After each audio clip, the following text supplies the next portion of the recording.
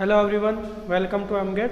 तो पिछले सेशन में जैसे आपने basics of sensor and transducer को डिस्कस किए थे, इस सेशन में स्टार्ट करने वाले हैं रजिस्टिव ट्रांसड्यूसर से।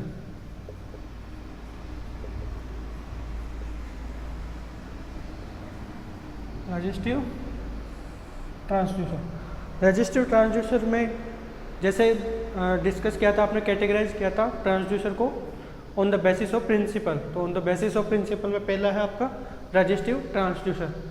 रजिस्टिव ट्रांसड्यूसर में जैसे कोई भी फिजिकल चेंजेस हो रहे हैं, तो उसका कोई भी मेटल है, कोई भी वायर है, उसका फिजिकल चेंजेस यदि हो रहे हैं, डायमेंशन चेंज हो रहा है, तो उसके अकॉर्डिंग उसमें रजिस्टेंस चेंज होगा और उस चेंज को मेजर कर लिया जाएगा।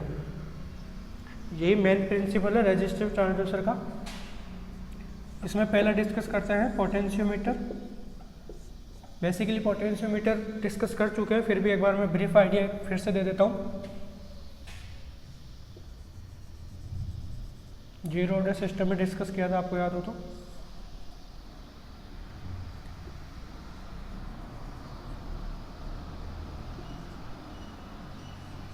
ये इनपुट आपका यहाँ ई आई और ये कोई नोब लगी हुई है और आप मेजर कर रहे हो ई नोट। तो विद रेस्पेक्ट टू पॉइंटर आपको ई नोट मिलता जाएगा। एक्सप्रेशन की जैसे ये टोटल रेजिस्टेंस आर टोटल माना और ये मेजर रेजिस्टेंस आर एम, तो ई नोट जो होगा वो आपका होगा R O M over R total into E I. ठीक है। और यदि लेंथ की बात की जाए तो ई नोट एक्स एम मेजर जो ये लेंथ है एक्स एम, टोटल लेंथ इसकी ई आई। तो ये डिस्कस कर लिया था, फिर भी मैं एक बार आपसे को ब्रीफ करवा दे रहा हूँ। नेक्स्ट अपन बात करते हैं स्ट्रेन गेज की। स्ट्रेन गेज एक अच्छा टॉपिक है और जनरली क्वेश्चन फ्रेम हो जाते हैं इस पर।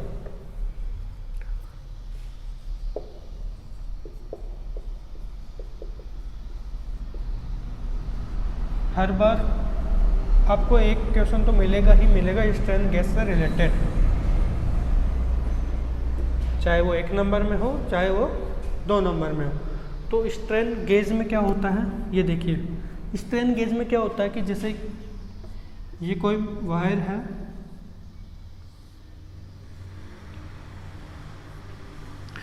इस पर आपने फोर्स अप्लाई किया, ठीक है। तो when a compressive and tensile force is applied on a wire, then its dimension will change. If dimension change, due to dimension change, the resistance of this wire will be change. ठीक है। क्या कहने की कोशिश कर रहे हैं यहाँ कि ये कोई आपका वायर था, डायमीटर सपोज d है आपका, लेंथ है L, क्रॉस सेक्शनल एरिया है A। यदि आपने इस पर टेंसाइल फोर्स अप्लाई किया, स्ट्रेच किया आपने, तो इसके डायमेंशन में चेंज होगा। डायमेंशन में चेंज हुआ, सपोज ये डायमेंशन में चेंज हो गया,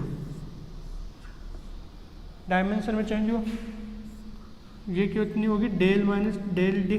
सपोज डेल डी ये कंप्रेस हो गया और ये डेल एल स्ट्रेस हो गया, स्ट्रेस कब जब टेंसाइल फोर्स आपने अप्लाई किया, ठीक है। तो अब भी इसकी डायमेंशन चेंज हो गई, तो डायमेंशन चेंज होने के कारण इसका रेजिस्टेंस भी चेंज हो जाएगा, क्योंकि आपको पता है रिलेशन रेजिस्टेंस का एक्सप्रेशन क्या होती है, रो एल बाई ए, जो कि कंप्लीटली डिपेंड कर रहा है आपके dimension of wire and it's resistivity. ठीक है। तो जब भी आपने फोर्स अप्लाई किया तो इसकी डायमेंशन चेंज हो गई, ये कहना चाह रहे हैं। अब क्या कर रहे हैं कि अपन एक रिलेशन फाइंड आउट करना चाहते हैं कि जब आपने इस पर फोर्स अप्लाई किया, जब आपने इस पर फोर्स अप्लाई किया, स्ट्रेस अप्लाई किया, तो इसमें कितना क्या चेंज हो रहा है। तो डेरिवेशन की मैं बात करता हूँ यहाँ। तो ये जो इक्वेशन है फर्स्ट, इसको डिफरेंशिएट कीजिए with respect to S. S क्या है आपका? स्ट्रेस। तो इसको स्ट्रेस के रेस्पेक्ट में डिफरेंशिएट किया तो आपने del R over del S मिला।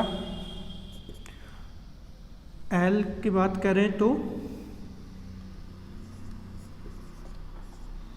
Del L over del S, एक की रेस्पेक्ट में मैं इसको डिफरेंशिएट करता हूँ तो minus rho L by A square del A by del S. Rho की टर्म में बात करूँ तो L by A del rho over del S. ठीक है, यहाँ तक ठीक है। अब इसको इक्वेशन मान लीजिए 2 सेकंड है, इसमें डिवाइड कीजिए आप आर का, तो ये हो गया 1/r। इसको डी आर भी कर दें तो कोई दिक्कत नहीं है, D R by del S. R का इसमें डिवाइड किया आपने तो यह बचेगा आपका del L by L del S या 1/l। ठीक है, ये बचेगा आपका, आपने आर का डिवाइड किया इसमें तो डेल ए डेल एस। ठीक है, ये आपका del rho by rho del S. यहाँ तक ठीक है। अब बात जैसे कि इसका क्रॉस सेक्शनल एरिया ए है और सर्कुलर टाइप है, तो क्रॉस सेक्शनल एरिया की मैं बात करूँ तो वो होगा कुछ A equal to π/4 D square, where D is the diameter of this wire. इसको डिफरेंशिएट किया आपने डेल एस के रेस्पेक्ट में तो ये मिला π/4 2 into D del D over del S. यहाँ तक ठीक है। ये आपका 2 रह गया, ये आपका डी। इस एक्सप्रेशन में एक का यदि डिवाइड करते हैं, इस एक्सप्रेशन में एक का यदि डिवाइड करें तो आपको मिलेगा, you will get del A by dividing area you will get π/2 D into cap del D over del S. Area क्या होता है? π/4 डी स्क्वायर, ये होगा एरिया। यहाँ से देख लीजिए जो कैंसिल हो रहा है कैंसिल कर दीजिए, डी से डी, 2 से ये 2। ठीक है, तो 1/a del A over del S आपको मिल गया 2d del D over del S. कोई दिक्कत? नेक्स्ट बात करते हैं, ये जो वैल्यू है यहाँ इसको पुटअप कीजिए इस इक्वेशन में। इस इक्वेशन में इस वैल्यू को पुटअप करने पर आपको मिलता है, एक बार पुटअप करके देखिए,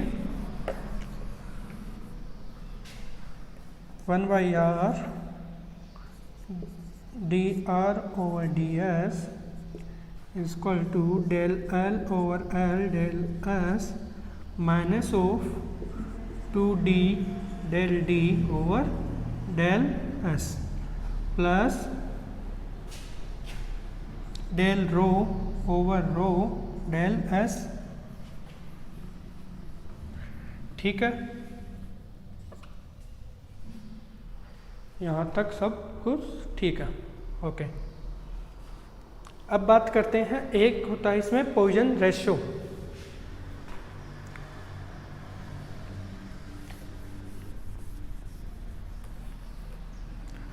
पॉइजन रेशियो की मैं बात करूं तो पॉइजन रेशियो क्या होता है आपका?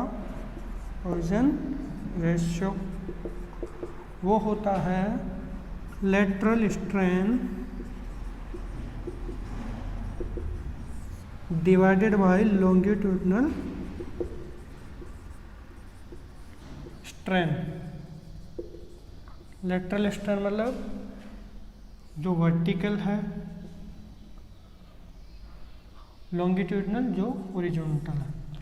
अब स्ट्रेन क्या होता है? चेंज डिवाइडेड बाय टोटल, क्या फिर इनिशियल वाला। स्ट्रेन क्या होता है?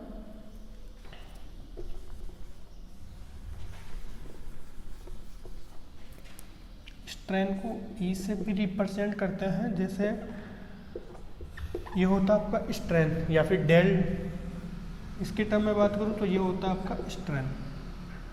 लेकिन यहाँ क्या हो रहा है, डायमेंशन डायमीटर रिड्यूस हो रहा है, तो यहाँ आ जाएगा माइनस साइन, तो पॉइसन रेशियो V या न्यू ये हो जाएगा minus of del D by D over del L over L। ठीक है, यहाँ तक इस वैल्यू को एक बार डेल L ओवर L का इस इक्वेशन में डिवाइड कर दीजिए थ्रू आउट। तो थ्रू आउट आपने जैसे ही डेल L ओवर L का डिवाइड किया, तो यहाँ तो था dr over r del S divide में डेल L ओवर L, यहाँ इसको डिवाइड किया तो ये बच गया आपका 1 by del S minus 2 of D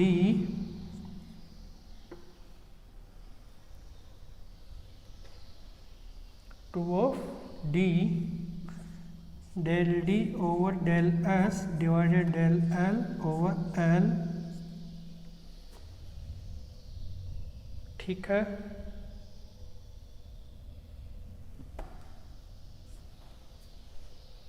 ये D यहाँ का आपने किया था तो ये D आएगा, इसने आपका डिफ्रेंशिएट किया तो ये D आएगा डिवाइड में। ठीक है, ये आएगा यहाँ पे, ये आएगा डिवाइड में 2 बाई D। अब ठीक है, देख लेना एक बार फिर से वहाँ। तो नेक्स्ट ये इसमें डिवाइड किया तो डेल रो बाई रो, ये डेल एस तो एग्जिटीज, फिर डेल एल बाई एल। ठीक है, यहाँ तक ठीक है सब कुछ। अब देखिए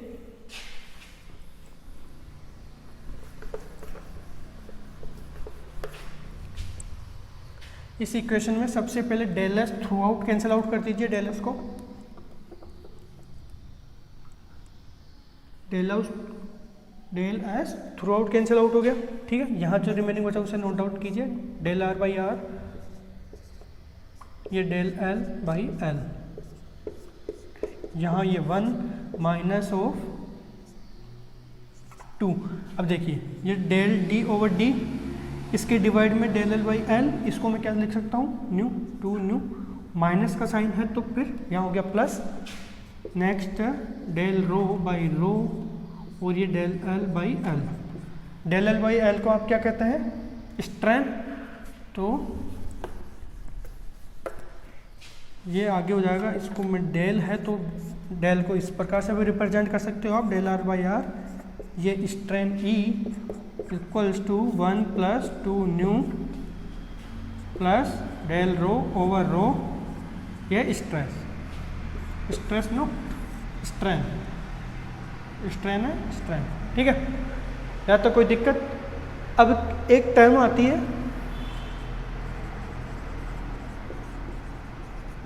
गॉस फैक्टर या गेज फैक्टर या GF, ये होता है fractional change in resistance, fractional change in resistance due to strain.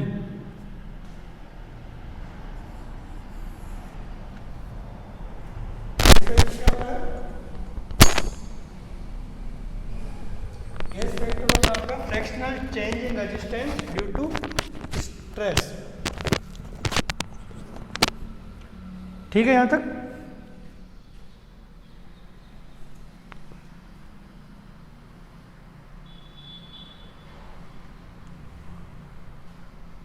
Next देखिए, अब ये जो वाली टर्म है इसे मैं लिख सकता हूँ gauge factor GF equals to 1 plus 2 nu plus del rho by rho divided by strain. ये आपकी इक्वेशन बन गई स्ट्रेन गेज के लिए। ठीक है, रिमेंबर रखना, कई बार क्वेश्चन इसी इक्वेशन से डायरेक्ट पूछ लिए जाते हैं, आपको गिवन हो जाएगा। स्ट्रेन आपको क्वेश्चन में गिवन होगा, इसकी एक कंडीशन यदि आपको गिवन है तो ठीक है, और पॉइजन रेशियो आपको गिवन है, गॉस फैक्टर पूछ लिया जाएगा सिंपली। अब बात करते हैं स्ट्रेन गेज के लिए for metal and semiconductor Gauss factor की वैल्यूज क्या क्या होती है।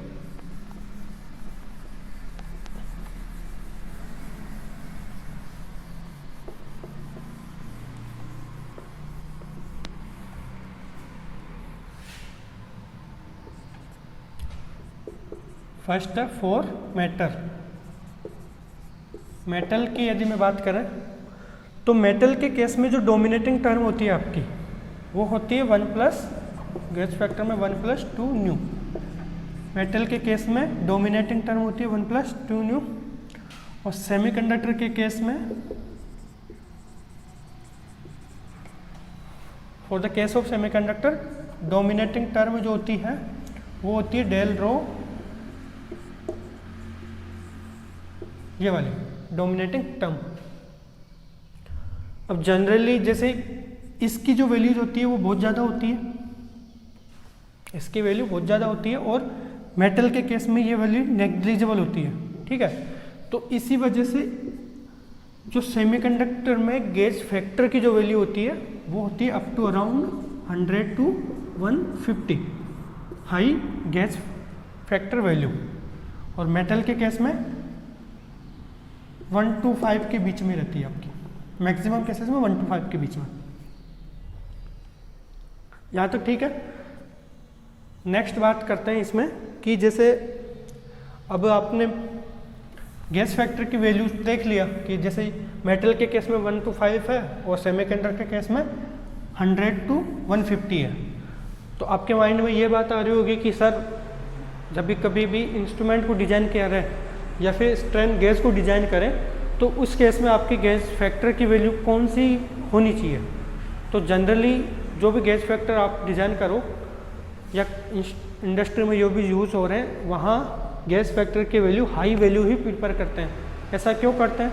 हाई यदि आपने गैस फैक्टर की हाई वैल्यू प्रेफर की है तो यूनिट स्ट्रेन के कारण, एक्सप्रेशन देखिए एक बार फिर से, गैस फैक्टर के लिए एक्सप्रेशन क्या था, del R over R strain. तो यदि ये वैल्यू गैस फैक्टर की वैल्यू बहुत ज़्यादा है, या मैं डेल आर बाई आर की वैल्यू निकालता हूँ एक बार, तो ये आ गई gas factor into R into strain, ठीक है। यदि गैस फैक्टर की वैल्यू आपकी ज़्यादा है, हाई वैल्यू है, तो यूनिट स्ट्रेन के कारण आपको मैक्सिमम रेजिस्टेंस चेंज मिल जाएगा, समझ रहे हो। यदि गैस फैक्टर की वैल्यू ज़्यादा है तो यूनिट स्ट्रेन के कारण ही आपको मैक्सिमम रेजिस्टेंस चेंज मिलेगा। इस वजह से जो फर्दर जो आपकी सिग्नल कंडीशनिंग सर्किट है या फर्दर जो कंडीशनिंग सर्किट या सर्किट जो भी यूज में लेना है वो एक सिंप्लीफाई हो जाएगा आपका। यदि ये वैल्यू लो रहेगी तो आपको एम्पलीफायर लगाना पड़ेगा, उसको एम्पलीफाई करने के लिए जो सिग्नल आउटपुट आ रहा है। यदि ये वैल्यू हाई है तो आपको सिंपल सर्किटरी आपको आगे यूज़ करनी पड़ेगी। इसी वजह से high gas factor value prefer की जाती है, समझ गए। आपसे कोई पूछे कि हाई गैस फैक्टर वैल्यू क्यों प्रेफर की जाती है, तो reason behind it because if unit strain, if we apply unit strain then we can get maximum resistance change। यहाँ तक क्लियर है। अब बात करते हैं कि सर स्ट्रेन गेज जो है उनको इम्प्लीमेंट करना है, तो इम्प्लीमेंटेशन के बेसिस पे स्ट्रेन गेज को कैटेगराइज किया गया है 5 कैटेगरीज में।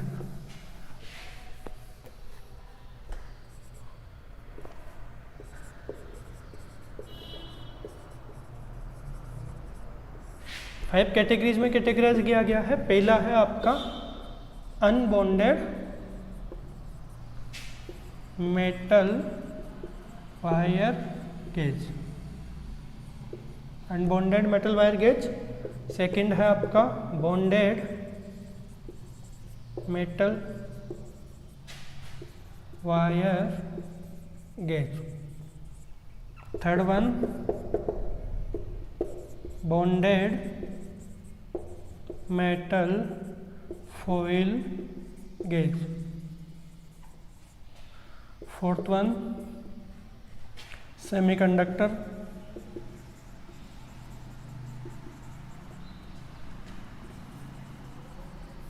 Semiconductor gauge. Fifth one है diffused semiconductor gauge. ये इन 5 टाइप्स में इम्प्लीमेंट कर सकते हो आप किसी भी सर्किट में, या इनको डिजाइन कर सकते हो। Unbonded metal wire gauge, bonded metal wire gauge, bonded metal foil gauge, semiconductor gauge and diffuse semiconductor gauge. तो 1 बाय 1 वैसे is not a part of GATE, but फिर भी आपको नॉलेज हो इस वजह से मैं इनको राइट अप करवा रहा हूँ यहाँ। 1 बाय 1 डिस्कस कर लेते हैं orally. Unbonded metal wire gauge में क्या होता है कि जैसे ये आपका स्ट्रेन गेज है, ठीक है। यदि आपने इस पर फोर्स अप्लाई किया, टेंसाइल फोर्स अप्लाई किया, कंप्रेसिव फोर्स अप्लाई किया, तो इसकी शेप में चेंज हुआ सिंपली, और आपने जो चेंज हुआ उसके कारण रेजिस्टेंस को मेजर कर लिया। ये होता है unbonded metal wire gauge. Bonded metal wire gauge में क्या होता है, जो रेजिस्टेंस स्ट्रेन गेज है आपका, ऐसे कुछ, उसको एक मटेरियल जो होता है, एक मटेरियल के अंदर उसको डिफ्यूज कर देते हैं। बॉन्डेड मेटल वायर गेज एक मटेरियल के अंदर इसको डिफ्यूज कर देते हैं, और ये जो मटेरियल वो क्या करता है कि ये जो आपका एक्सटर्नल सर्किट है और जो स्ट्रेन गेज है, इनके बीच में आइसोलेशन का काम करेगा। फॉयल वाले कंडीशन में क्या करते हैं, बॉन्डेड मेटल फॉयल गेज में ये जो है आपकी ट्रांसवर्स कंडीशन, इनको यहाँ से ठीक कर दिया जाता है। पीसीबी डिजाइन जैसे इसी बेसिस पे पीसीबी डिजाइन होता है आपका, तो यहाँ पे इनको ठीक कर दिया जाता है, जिससे क्या होता है ट्रांसवर्स जो भी इफेक्ट है वो नेग्लिजिबल होता है बॉन्डेड मेटल फॉयल गेज की कंडीशन में। सेमीकंडक्टर गेज जो बना होता है, इसमें सेमीकंडक्टर मटेरियल का यूज़ करते हैं, आपको पता ही होगा, पी और एन टाइप से जो भी है। डिफ्यूज सेमीकंडक्टर गेज में क्या करते हैं, आपका जो स्ट्रेन गेज है उसको डिफ्यूज कर दिया जाता है सेमीकंडक्टर मटेरियल में। ये स्ट्रेन गेजेस डिफ्यूज कर दिया जाता है सेमीकंडक्टर मटेरियल में। तो ये 5 टाइप्स हैं, मैंने ब्रीफ आइडिया दिया आपको। Is not a part of GATE, but आपको नॉलेज होनी चाहिए इनकी, ठीक है यहाँ तक। अब बात करते हैं, जैसे सेमीकंडक्टर गेज मैंने बताया आपको हाई गेज फैक्टर होता है और मोस्टली यूज किया जाता है सेमीकंडक्टर गेज।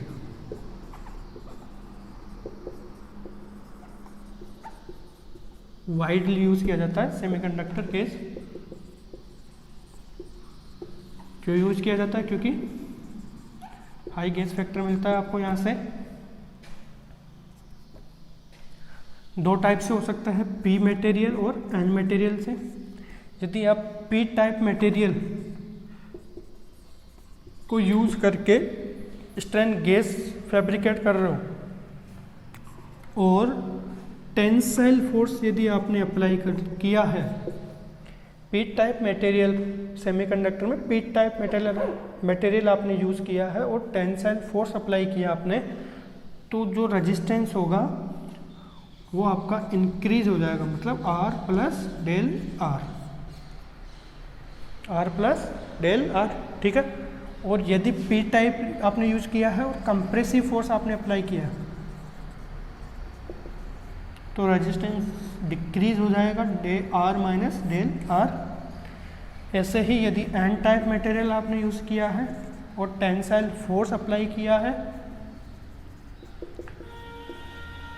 तो जो नेट रेजिस्टेंस है वो आपका डिक्रीज हो जाएगा, और कंप्रेसिव अप्लाई करने पर रेजिस्टेंस आपका इंक्रीज हो जाएगा, ठीक है। ये आपको नॉलेज होनी चाहिए। क्वेश्चन में यदि आपसे पूछा कि गिवन है कि P type semiconductor material use किया है और टेंसाइल फोर्स अप्लाई कर रहे हैं, तो नेट रेजिस्टेंस कितना होगा, या फिर कैलकुलेशन जो भी आप कर रहे हो उसमें आर को ऐड करना पड़ेगा, डेल आर। और यदि कंप्रेसिव की बात करें तो जो नेट रेजिस्टेंस है वो डिक्रीज हो जाएगा, आर माइनस डेल आर आप यूज करेंगे। ठीक है, अब ये तो हो गए इसके एडवांटेज। डिसएडवांटेज की मैं बात करूं, डिसएडवांटेज की बात करें सेमीकंडक्टर में स्ट्रेन गेज की, तो पहला है इसमें कि ये टेम्परेचर सेंसिटिव होता है।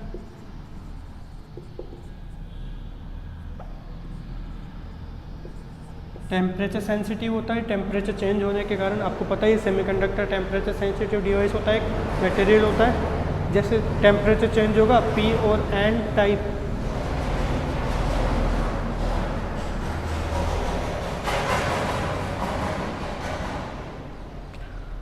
टेम्परेचर चेंज होगा तो पी और एन टाइप जो भी मटेरियल है उनमें इलेक्ट्रॉन्स एंड होल्स की जो वैल्यू है, या फिर इलेक्ट्रॉन एंड होल्स है उनकी क्वांटिटी या कम हो सकती है या फिर ज़्यादा हो सकती है। बॉन्ड पर डिपेंड करता है कि आपने टेम्परेचर इंक्रीज किया है या डिक्रीज किया है। सेकंड है कि ये डिपेंड करता है, डिपेंड ऑन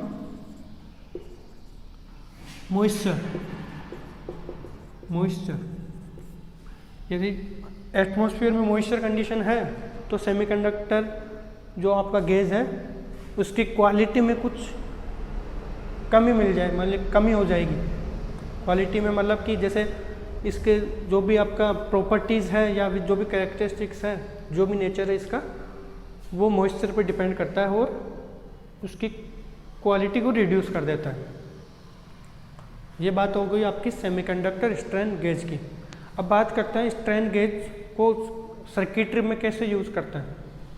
इसमें पहला है ballast circuit, use of strain gauge in ballast circuit.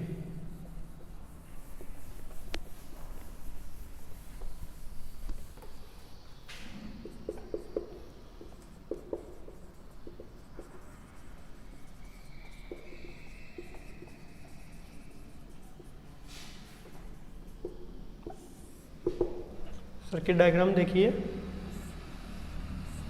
ये रेजिस्टेंस आर है और ये आपका स्ट्रेन गेज है।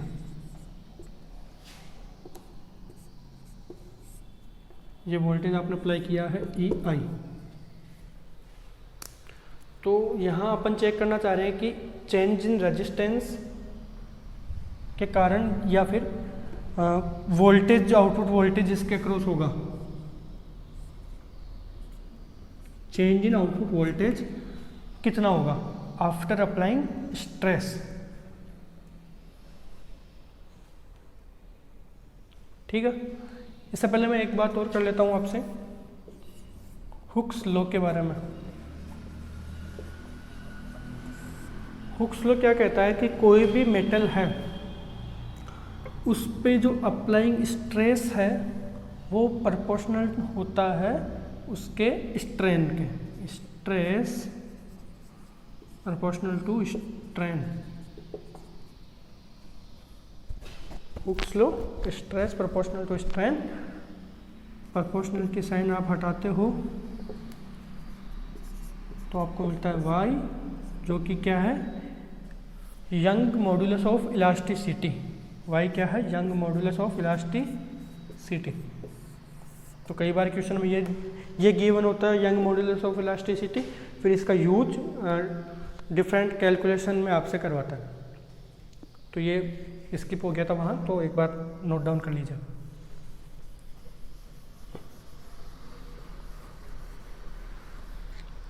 इस केस में इनिशियली जब कोई स्ट्रेस अप्लाई नहीं है स्ट्रेन गेज पर, तो आउटपुट कितना होगा,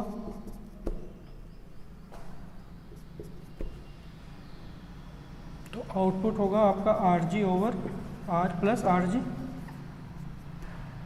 ई I, simple.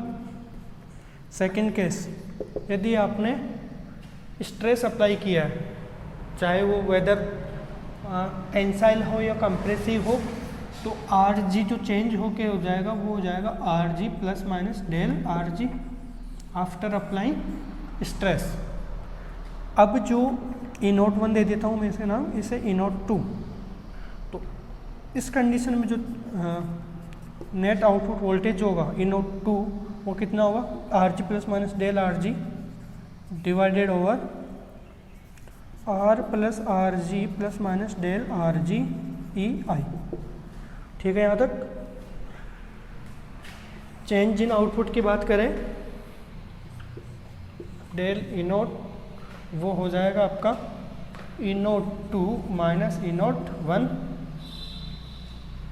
E naught 2 minus E naught 1। Values put up कीजिए, R G plus minus del R G over R plus R G plus minus del R G minus R G over R plus R G E I. ठीक है यहाँ तक। अब इसे solve करते हैं। अब करना है आपको इसे सोल्व।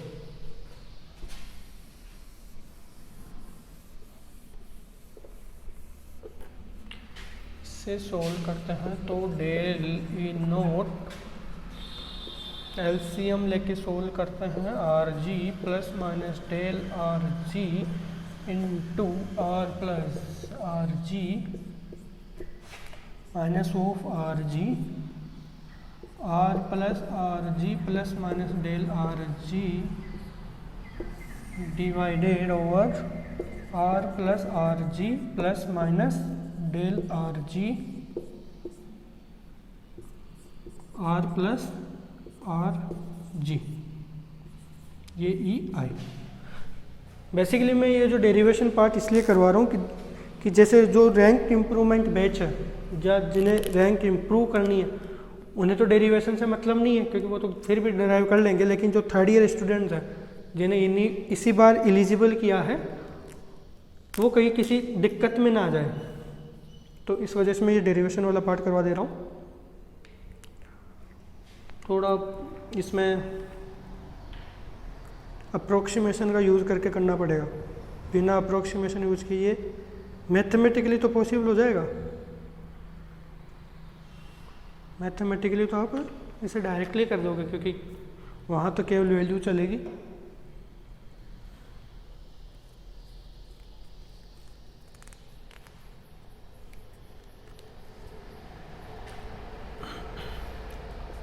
अब देखते हैं इसे, आर प्लस आर जी से मल्टीप्लाई किया तो R into R G plus minus R del R G plus R G square plus minus del R G into R G. ठीक है, minus R G into R minus R G square minus plus, ये हो गया minus plus R G del R G.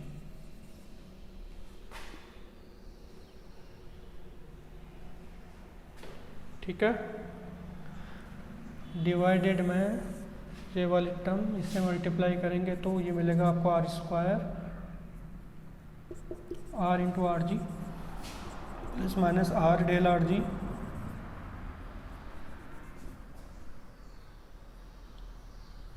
ठीक है। यहाँ तक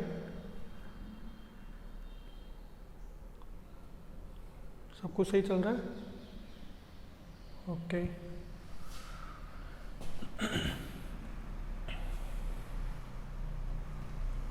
ठीक है, R G plus R G square plus del R G यहाँ तक ठीक है। R G square cancel out, R G cancel out, ये भी कैंसिल। तो न्यूमरेटर में क्या बचा आपके पास, केवल plus minus R del R G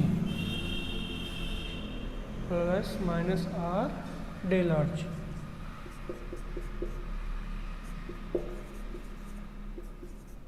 ये बचा आपके पास न्यूमरेटर में।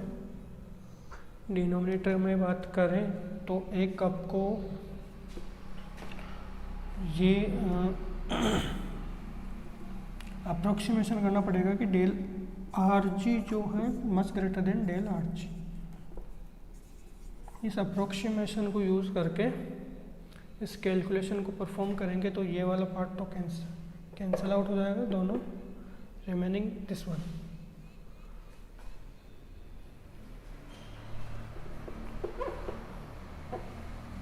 तो यहाँ से आपको मिलने वाला है पूरा अप्रोक्सीमेशन करने के बाद आपको मिलेगा R इंटू आर जी। ठीक है, ये R से R कैंसिल आउट, तो ई नोट जो मिल रहा था वो है आर जी ई इंटू आई।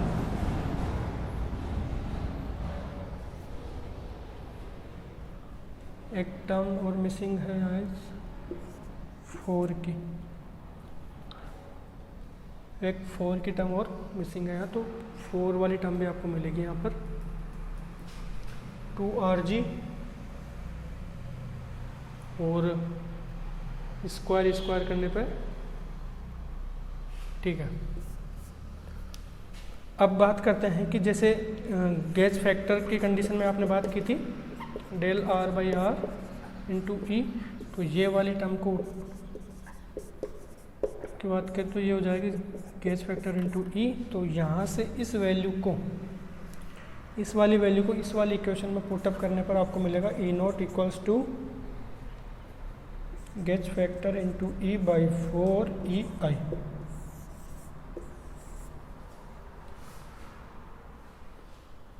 ये थोड़ा एक्सप्लेनेशन मतलब कि डेरिवेशन वाला पार्ट थोड़ा इसका बड़ा है, लेंदी है, तो जब भी आप उस बैलेंस सर्किट की बात करें तो ये वाली एक्सप्रेशन, ये फाइनल रिजल्ट आपके माइंड में आना चाहिए। ठीक है, तो इस पे बेस्ट क्वेश्चन नेक्स्ट जो भी क्लास होगी उसमें डिस्कस करेंगे। वैसे आज मैं आपको पीडीएफ का लिंक शेयर कर दूंगा, तो क्वेश्चंस पीडीएफ वहाँ से आप एक बार ट्राई कर लीजिएगा, उन क्वेश्चंस को गो थ्रू हो लीजिएगा उनसे, फिर नेक्स्ट क्लास में उन क्वेश्चंस को डिस्कस कर लेंगे हम।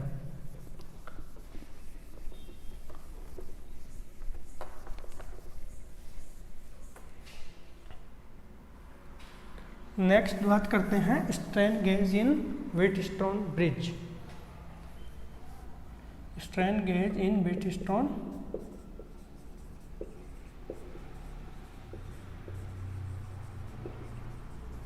ब्रिज। व्हीटस्टोन ब्रिज के बारे में तो आप सभी ने सुना होगा और आपको आता भी होगा। थर्ड ईयर वाले स्टूडेंट्स जो भी हैं एक बार देख लीजिए, यदि आपको नहीं भी आता तो कोई बात नहीं है, यहाँ आपको हर चीज़ बताई जाएगी। ठीक है, तो पैनिक होने की बिल्कुल भी ज़रूरत नहीं है। आपके पास अच्छी अपॉर्चुनिटी है, मस्त से तैयारी कीजिए और कोशिश करिए अच्छे रैंक लाने की फर्स्ट अटेम्प्ट में ही।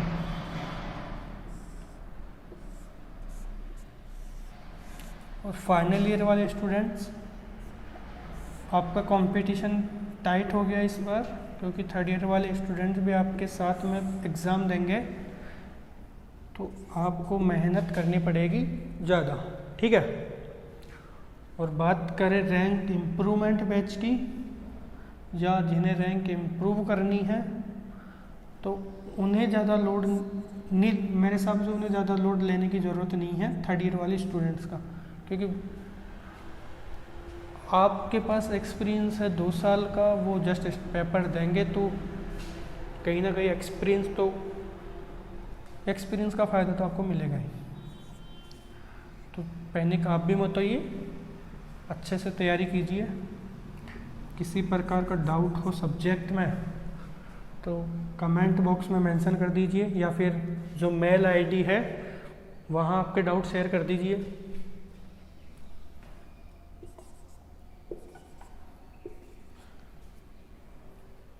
यह व्हीटस्टोन ब्रिज है आपका।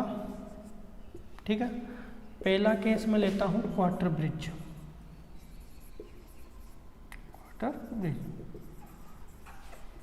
इसमें क्या करते हैं, एक ही स्ट्रेन गेज आप यूज में लेते हो, जैसे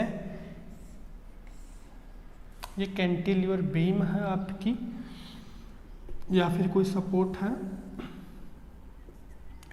यहाँ एक स्ट्रेन गेज रखा हुआ है, यह स्ट्रेन गेज माउंटेड है, आपने लगाया टेंसाइल फोर्स, तो टेंसाइल फोर्स अप्लाई करने पर ये जो हो जाएगा Rg माइनस डेल Rg, ये Rg प्लस डेल Rg, ठीक है।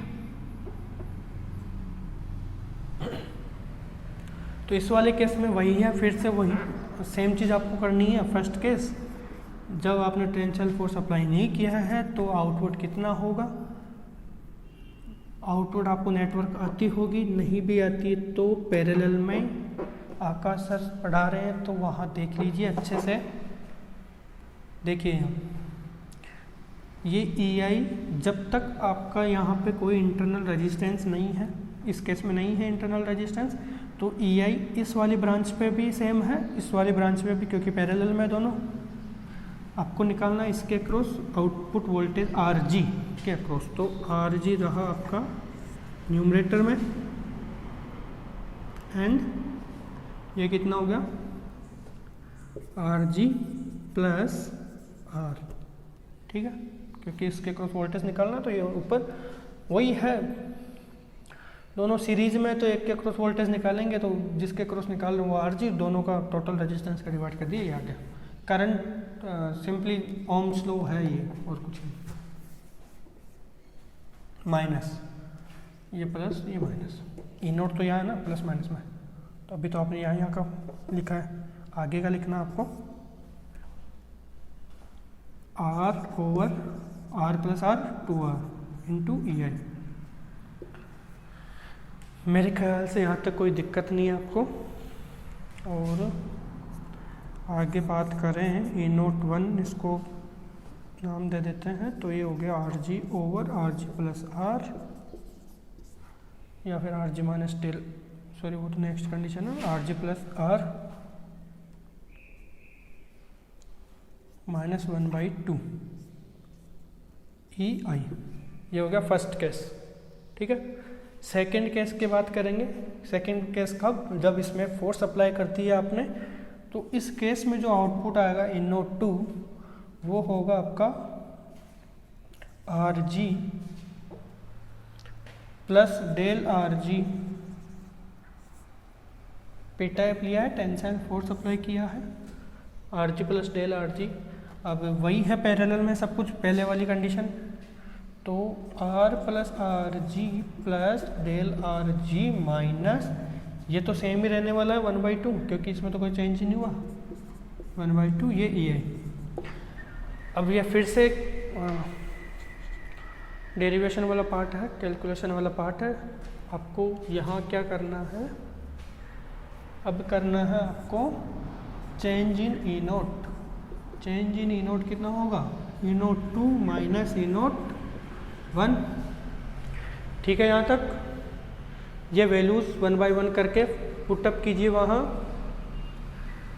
फिर से आपको इसमें अप्रोक्सीमेशन की ज़रूरत पड़ेगी, और अप्रोक्सीमेशन क्या है आपको पता होगा, Rg greater than del Rg। तो इस वाली टर्म को आप नेगलेक्ट कर सकते हो, इस वाली टर्म को आप नेगलेक्ट कर सकते हो। नेगलेक्ट करने के बाद, पूरा मैनेज करने के बाद, डेल ई नोट का जो एक्सप्रेशन आएगा आपके पास वो कुछ होगा इस प्रकार, डेल ई नोट का एक्सप्रेशन आएगा कुछ इस प्रकार, del Rg over Rg E into आई।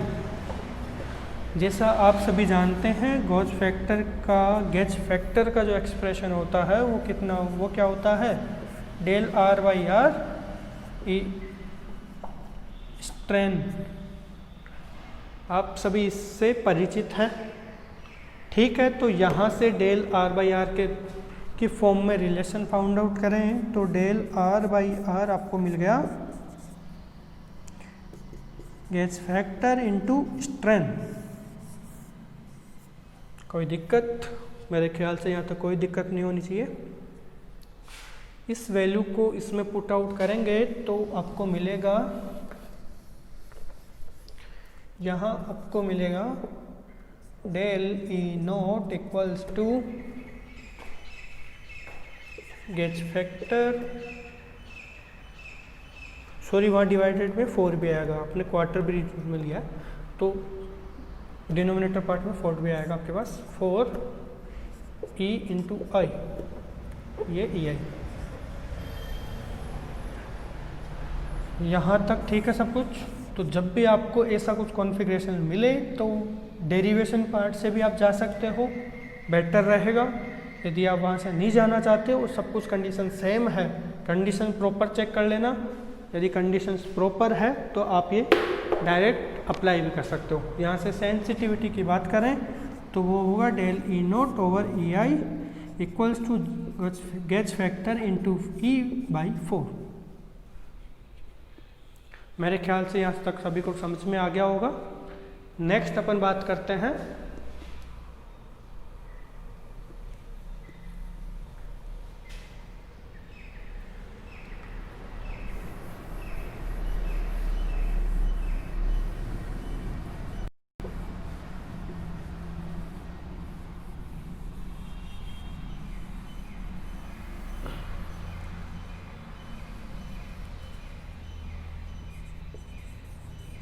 Half वेस्टस्टोन bridge. इसमें क्या करते हैं कि जैसे RG1 यहाँ यूज में किया है, इस ब्रांच में भी एक स्ट्रेन गेज यूज में करेंगे RG2। ठीक है यहाँ तक। और यदि मैं इनको पोजीशंस के बेसिस पे बताऊं तो जैसे ऊपर की तरफ RG1 आपने अप्लाई माउंट किया है, नीचे की तरफ आपने माउंट कर दिया RG2। जब फोर्स आप अप्लाई करोगे तो इसका इफेक्ट जैसे पॉजिटिव में है तो इसका इफेक्ट आपको मिलेगा नेगेटिव में। अब ऐसा क्यों है कि एक को ऊपर की तरफ एक को नीचे की तरफ, तो जब कभी भी स्ट्रेन गेज एक से ज़्यादा यदि आप यूज़ कर रहे हो या माउंटिंग कर रहे हो उनकी, तो फैशन वही होता है, दो अपोजिट इफेक्ट वाले स्ट्रेन गेज यूज में लेते हैं और उनको अपोजिट आर्म पे लगा दिया जाता है। जैसे इधर मैंने यूज में किया RG1 टेंसाइल फोर्स के कारण, इधर मैंने यूज किया RG2 जिस पे लग रहा है कंप्रेसिव फोर्स। तो वही सेम कहानी है इस बार भी। E01 आपको फाइंड आउट करना है, इनिशियली दोनों की वैल्यू सेम है तो वही वाला केस, और E02 आपको फाइंड आउट करना है। ये RG1 RG2 की वैल्यू इनिशियली RG जब फोर्स अप्लाई किया तो इसमें हो जाएगा RG प्लस डेल RG, इसमें हो जाएगा RG माइनस डेल RG। ठीक है, इस कंडीशन में E02 फाइंड आउट कीजिए। मैंने पिछले डेरिवेशन में बताया आपको कि कैसे, क्योंकि अभी पैरेलल में है, EI डायरेक्टली अप्लाई है तब आप डायरेक्टली कर सकते हो। यदि यहाँ पे सोर्स लगा हुआ होगा, if there is a source means इसका इंटरनल रेजिस्टेंस, इस सोर्स का इंटरनल रेजिस्टेंस जैसे RS सर्किट में दे दिया तो आप इसे डायरेक्ट नहीं कर सकते। आपको पहले यहाँ का वोल्टेज फाइंड आउट करना पड़ेगा। KVL KCL जो भी आप लगाइए, नेटवर्क सीख लेना और वहाँ से करते रहिए। ठीक है, वो वाला पार्ट नेटवर्क में सीखना। तो यहाँ से E01 मिला, आपको मिला, E02 आपको मिला। फाइनल आपको करना है डेल E0 फाइंड आउट, जो कि होगा E02 माइनस E01। ये सभी मुझे उम्मीद है आप अच्छे से कर लोगे। तो मैं इसका फाइनल एक्सप्रेशन जो है वो राइट अप कर देता हूँ यहाँ, जो कि होगा फाइनल एक्सप्रेशन जो कि होगा del RG over 2RG EI। ठीक है, कर लोगे आप, मुझे विश्वास है आप पर, आप इन्हें ज़रूर कर लो। तो ये आपको मिल गया। अब बात करते हैं उसी प्रकार से गेज फैक्टर के रिलेशन से। गेज फैक्टर का रिलेशन क्या होता है, del R over R divided by E। यहाँ से डेल R ओवर R की वैल्यू आप पुट अप करेंगे इस वाले इक्वेशन में तो आपको मिलेगा del E naught is equal to gauge factor into E I divided by 2। तो जब कभी भी आपको क्वेश्चन में हाफ व्हीटस्टोन ब्रिज की बात की जाए, गैस फैक्टर आपको गिवन हो, स्ट्रेन आपको गिवन हो, इनपुट वोल्टेज आपको पता हो, अप्लाइड वोल्टेज आपको पता है और फाइनल या चेंज इन आउटपुट वोल्टेज आपसे पूछा गया है, तो आप डायरेक्ट ये वाला मैथमेटिकल एक्सप्रेशन यूज़ करके फाइंड आउट कर सकते हैं। ठीक है, यहाँ तक क्लियर सब कुछ। नेक्स्ट बात करते हैं अपन full Wheatstone bridge. Full Wheatstone bridge की इस केस में क्या करते थे, पहले तक क्या कर रहे थे, दो, जैसे क्वार्टर में 1 लगाया, हाफ में 2 लगाए, फुल वाले केस में चारों में लगा देंगे, चारों आर्म पर strain gauge full Wheatstone bridge. इस वाले आर्म पर भी लगा दिया, इस वाले आर्म पर भी लगा दिया। अब वही है, यदि ये पॉजिटिव है तो ये दोनों, जैसे इसमें पॉजिटिव तो इसमें नेगेटिव, इसमें पॉजिटिव तो इस वाले में नेगेटिव, वो अभी बात करते हैं यहाँ पर।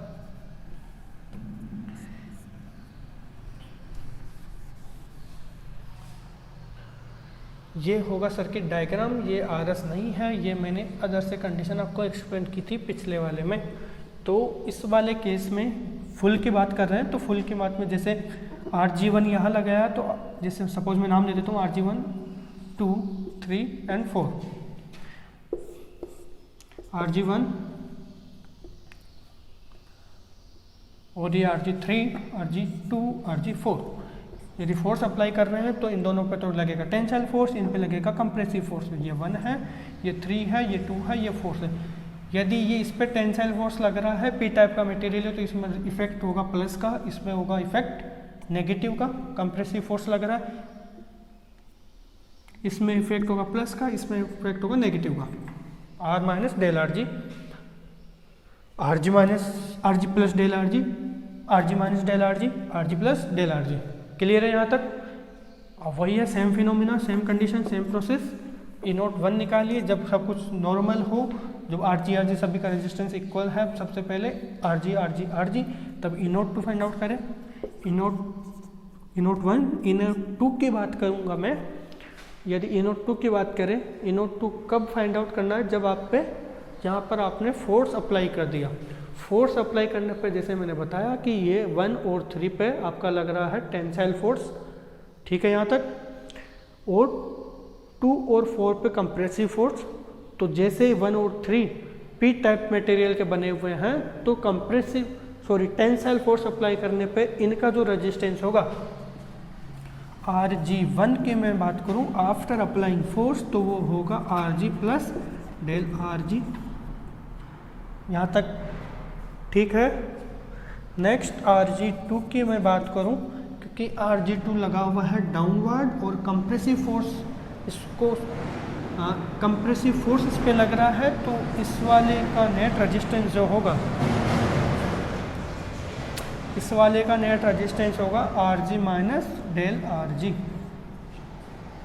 इसी प्रकार से RG3 जो हो जाएगा RG plus del RG, and RG4 जो हो जाएगा वो है RG माइनस डेल RG। यहाँ तक कोई दिक्कत, मेरे ख्याल से यहाँ तक आपको कोई समस्या नहीं होनी चाहिए। नेक्स्ट बात करते हैं ई नोट 2 की। तो क्योंकि सब कंडीशन सेम है, इसके अक्रॉस वोल्टेज निकालिए, इसके अक्रॉस वोल्टेज निकालिए, दोनों को सब्ट्रैक्ट कीजिए, आपको मिल जाएगा ई नोट 2।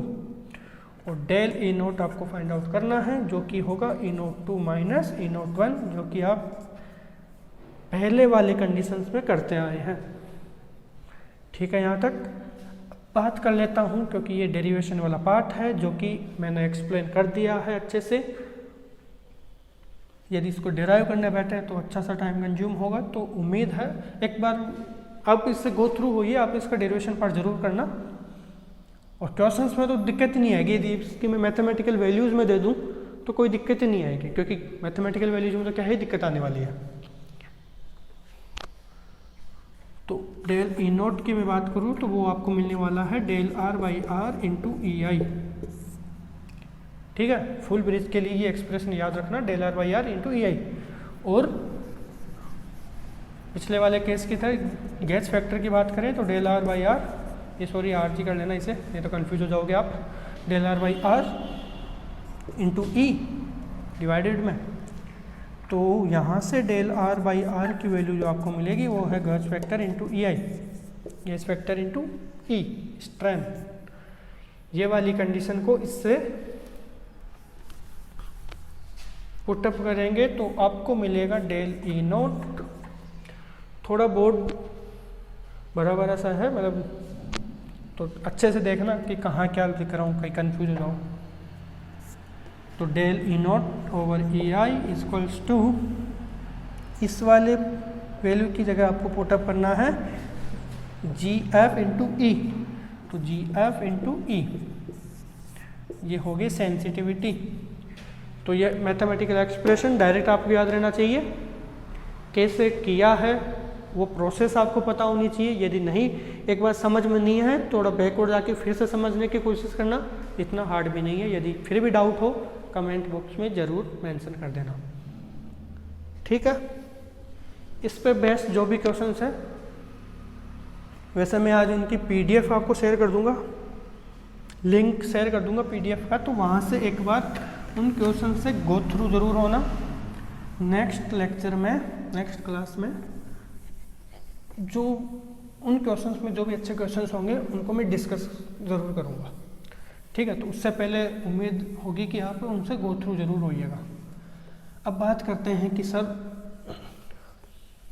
ये स्टैंड गेज तो चलो ठीक है आपने यूज़ में कर लिया, स्टैंड गेज में बेसिकली आप क्या रहे हो, चेंज इन रेजिस्टेंस ही मेजर कर रहे हो।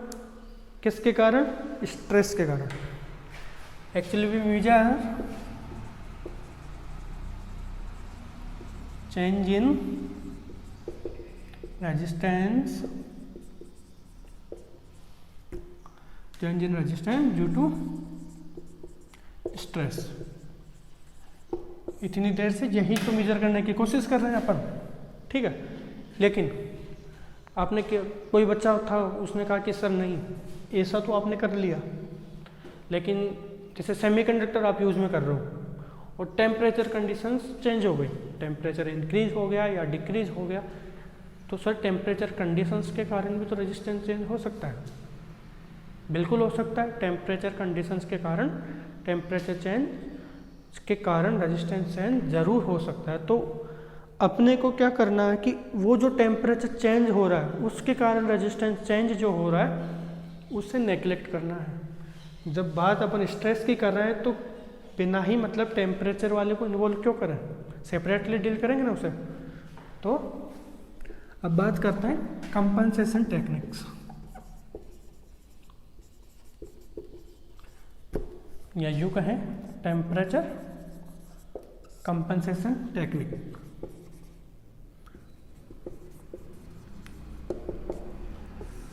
कंपनसेशन टेक्निक्स क्यों पढ़ रहे हैं अपन? क्योंकि अपने को केवल जो चेंज इन रेजिस्टेंस चाहिए वो केवल स्ट्रेस के कारण चाहिए। भैया हम नहीं चाहते कि टेम्परेचर चेंज हो उसके कारण भी रेजिस्टेंस चेंज हो, और मेजरमेंट में आप उसे भी इन्वॉल्व कर लें। यदि आपने उसे इन्वॉल्व कर लिया तो आपका मेजरमेंट रॉन्ग। तो इसी वजह से टेम्परेचर कंपनसेशन टेक्निक्स पढ़ने जा रहे हैं। पहला है इसमें use of dummy strain gauge, use of dummy strain gauge. Dummy strain gauge में क्या करते हैं, एक बार बना देता हूँ मैं, वेट स्टोन ब्रिज का ही यूज़ करेंगे। जब भी स्ट्रेन गेज की बात होती है जनरली वेट स्टोन ब्रिज का ही यूज़ करेंगे, क्योंकि स्ट्रेन गेज का signal conditioning circuit Wheatstone bridge ही है। चेंज इन रेजिस्टेंस कहाँ से मेजर करोगे सर? किसी सर्किट में लगाओगे तभी तो मेजर कर पाओगे। जैसे स्ट्रेन गेज यहाँ रखा हो उसका क्या मेजर करोगे? तो किसी सर्किट में लगाओगे तभी तो मेजर करोगे। तो ये ई नॉट ये अप्लाई किया आपने EI। तो क्या करते हैं इसमें कि ये जो मान ला आर है सभी का आर एक्टिव, ये जो स्ट्रेन गेज मैंने यूज में किया है इसे नाम देते हैं एक्टिव स्ट्रेन गेज। समझ रहे हो, एक्टिव स्ट्रेन गेज। इसे कहेंगे passive RP, passive strain gauge नाम दिया है, पैसिव स्ट्रेन गेज या फिर डम्मी स्ट्रेन गेज। तो सर डम्मी स्ट्रेन गेज लगाने का पर्पस क्या है? तो इसका पर्पस सिंपली यही है कि जो टेम्परेचर वेरिएशंस के कारण चेंज इन रेजिस्टेंस आपका हो रहा था वो रिड्यूस हो जाए, क्योंकि वो अनवांटेड है तो उसे रिमूव कर रहे हैं यहाँ से। समझ में आ रहा है आपको? इस केस में सबसे पहले वही करेंगे। इनिशियली यदि मेजर करूँ मैं तो जो टेम्परेचर चेंज होगा, जैसे एक्टिव स्ट्रेन गेज और दूसरे पे मैं लगाया पैसिव स्ट्रेन गेज, ठीक है। तो पैसिव वाला डम्मी वाला क्या करेगा, इसके ऊपर ये जो सर्किटरी है इसमें जो भी टेम्परेचर चेंज के कारण रेजिस्टेंस होगा उसको रिड्यूस करेगा या उसे नेग्लेक्ट कर देगा। पैसिव स्ट्रेन गेज क्या करेगा, टेम्परेचर चेंज, मेन आपका क्या है strain gauge, active strain gauge ही है। मेन जो मेजरमेंट होगा एक्टिव स्ट्रेन गेज के कारण ही होगा रेजिस्टेंस चेंज का। ये केवल आपका टेम्परेचर जो वेरिएशंस हो रहा है उनको रिमूव करेगा। तो इनिशियली कंडीशंस में एक्टिव की मैं बात करूं, एक्टिव वाला RG प्लस डेल RG और ये पैसिव वाला RG माइनस डेल RP, ये एक्टिव वाला। तो इनिशियली ये बराबर होंगे, तो यहाँ से इनकी वैल्यूज ऐसी सेट कर दी जाएगी पैसिव वाले की कि जो भी टेम्परेचर चेंज के कारण इसमें रेजिस्टेंस चेंज होगा वो उसे नेग्लेक्ट कर दे। कौन? Passive strain gauge. समझ में आ रहा? अब बात करते हैं सेकंड है इसमें फुल स्ट्रेन गेज। आप कहोगे सर वो तो अभी पढ़ा ही था आपने, वो तो हमने अभी पढ़ा ही है। तो भैया वापस से उसी का यूज होने वाला है। फुल व्हीटस्टोन ब्रिज,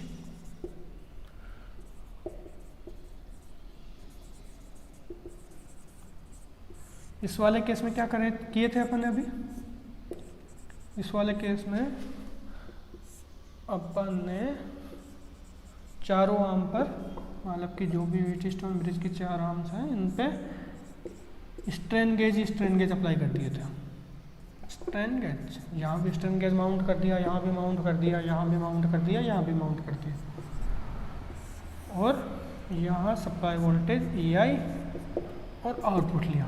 तो इस वाले केस में क्या होगा, जो टेम्परेचर चेंज होगा, जैसे इसमें क्योंकि एक P टाइप का मटेरियल है, एक N टाइप का मटेरियल है, तो दोनों आपस में क्या करेंगे, जैसे इसमें इंक्रीज हुआ P टाइप वाले में तो इसमें डिक्रीज हो रहा होगा एक में टेम्परेचर के कारण, तो ये चारों स्ट्रेन गेज है आपस में उसको एडजस्ट कर लेंगे टेम्परेचर वेरिएशंस को।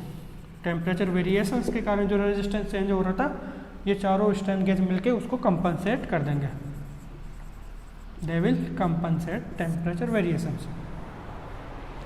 ठीक है, अब बात करते हैं सर सिंगल स्ट्रेन गेज की। यदि मैं एक ही स्ट्रेन गेज यूज में लेना चाहता हूँ, होता ना कई बार कि आपके पास एक ही स्ट्रेन गेज है और सर उसमें मैं कैसे अप्लाई करूँगा, उसमें टेम्परेचर कंपनसेशन कैसे कर पाऊँगा।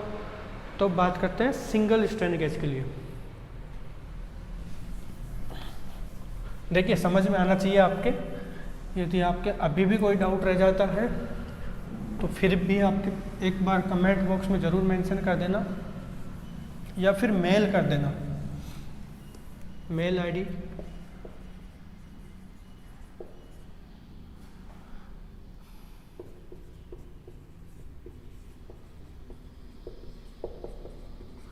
आपके अभी भी सेंसर में किसी टॉपिक पर अब तक जो पढ़ाया है किसी टॉपिक में डाउट है तो मेल कर देना या फिर कमेंट बॉक्स में मेंशन कर देना। एक बार ट्राई करना कि थोड़ा पॉज लेके बैकवर्ड होके उसको वापस से समझने की, फिर भी नहीं आता तो मेल कर दीजिएगा। अब बात करते हैं कि मैंने जैसा कहा कि सर मैं तो केवल मेरे पास एक ही स्ट्रेन गेज है, मेरे पास एक ही स्ट्रेन गेज है और उसी को मेरे को यूज़ करना है। तो सर उसमें कैसे टेम्परेचर कंपनसेशन होगा? तो उसके भी देखिए इलाज सभी चीज़ का पेशेंस रखना जरूरी होता है आपको। For single strain gauge temperature compensation for single strain gauge. इसमें पहला है कि जो मटेरियल आप यूज़ में ले रहे हो, जो मटेरियल आप यूज़ में ले रहे हो उसे उस प्रकार से ऐसा कोई मटेरियल यूज़ में करें कि टेम्परेचर जो वेरिएशन है उसका इफेक्ट हो ही ना। जब मैन्युफैक्चर करे स्ट्रेन गेज तो उसमें टेम्परेचर वेरिएशन हो ही ना, ठीक है। तो मटेरियल यूज़,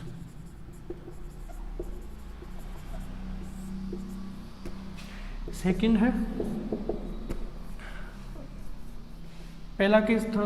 सेकंड केस की बात करें कि जैसे आपने पढ़ा होगा, एक होता है पॉजिटिव टेम्परेचर कोफिशिएंट वाला मटेरियल, एक होता है नेगेटिव टेम्परेचर कोफिशिएंट वाला मटेरियल। अभी आपने वैसा आइडिया होगा आपको, आगे वाले लेक्चर्स में डिस्कस करेंगे टेम्परेचर मेजरमेंट में। एक होता है पीटीसी एनटीसी। थर्मिस्टर जो होता है जनरली एनटीसी को बनाया जाता है, नेगेटिव टेम्परेचर कोफिशिएंट, और आरटीडी बनाया जाता है आपका पॉजिटिव टेम्परेचर कोफिशिएंट मटेरियल्स। तो उसमें होता क्या है, पीटीसी का मतलब क्या हुआ, टेम्परेचर यदि इंक्रीज हो रहा है तो उसमें रेजिस्टेंस चेंज भी इंक्रीज होगा, ठीक है, समझ रहे हैं। और एनटीसी का मतलब जैसे जैसे टेम्परेचर इंक्रीज होगा उसका रेजिस्टेंस चेंज डिक्रीज होगा। तो सेकंड है we will use both PTC as well as NTC type material।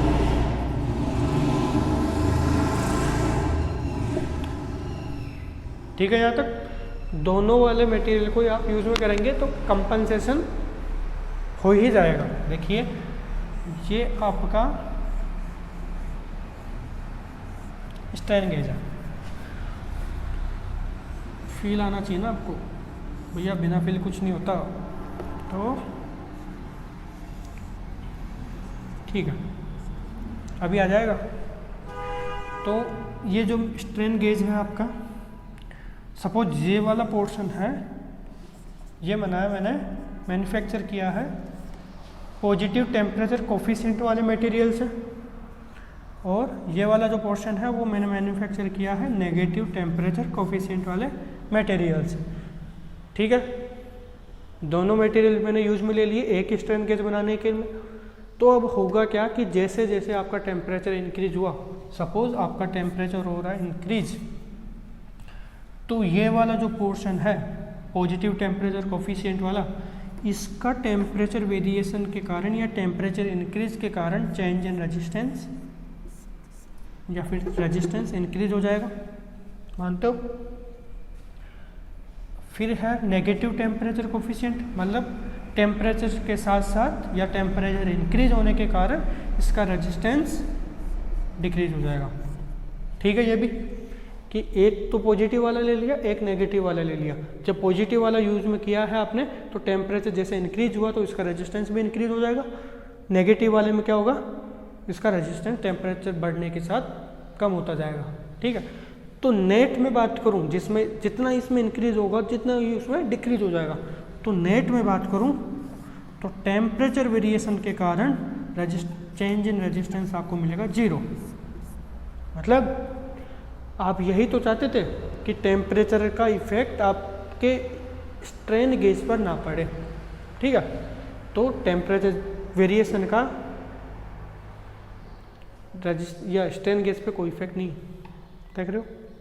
Positive temperature coefficient वाला मैटर में बढ़ा, नेगेटिव वाले ने उतना ही कम कर दिया। तो ओवरऑल इफेक्ट की बात करें तो चेंज इन रेजिस्टेंस 0 है। अब जो भी इफेक्ट होगा वो केवल स्ट्रेस के कारण होगा, ठीक है। तो ये हो गया आपके टेम्परेचर कंपनसेशन की बात,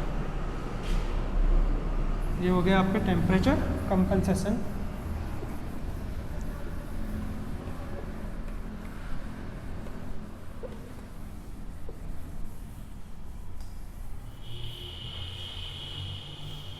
अब रही बात सर स्ट्रेन गेज से रिलेटेड क्वेश्चंस की, तो जैसा कि मैंने आपसे कहा है कि क्वेश्चंस की मैं एक पीडीएफ बना के लिंक शेयर कर दूंगा डिस्क्रिप्शन में, तो वहाँ से उस लिंक से पीडीएफ को डाउनलोड करके क्वेश्चंस को एक बार खुद से ट्राई करने की कोशिश कीजिएगा, और बाकी नेक्स्ट लेक्चर में जो भी क्वेश्चंस है उनको डिस्कस कर लेंगे। Thank you.